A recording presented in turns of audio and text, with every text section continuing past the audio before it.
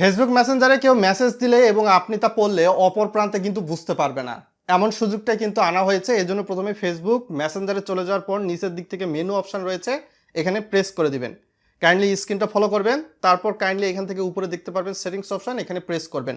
ভিডিওটা like share করে আরও মানুষকে জানিয়ে দেবেন। তারপরে কাইন্ডলি নিচের দিকে স্ক্রল করে চলে যাবেন।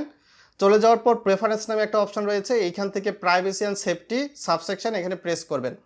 প্রেস করার পর কাইন্ডলি আপনাকে নিচের দিকে চলে যেতে হবে। নিচের দিকে চলে যাওয়ার পর আপনি দেখতে পারবেন হোয়াট পিপল সি এই অপশান, এর মধ্যে দেখতে পারবেন যে রিড রিসিপ্টস, এখানে প্রেস করবেন।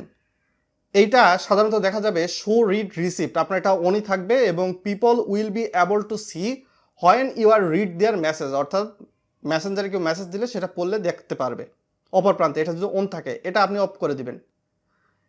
অফ করে দেওয়ার পর আর কেউ দেখতে পারবে না আপনি যার মেসেজই পড়েন। তারপর স্টোরি কন্ট্রোল, আপনি চাইলে এখান থেকে ফ্রেন্ড বা কাস্টম নিজে সিলেক্ট করে নিতে পারেন নিজের পছন্দ অনুসারে। এটার সঙ্গে সম্পর্কিত নয়, আর আপনার এটা তো অ্যাক্টিভ স্ট্যাটাস, এর মাধ্যমে আপনি সেটিংসটা করে নিতে পারেন। তো এটি ছিল মোরাল অফ দ্য স্টোরি।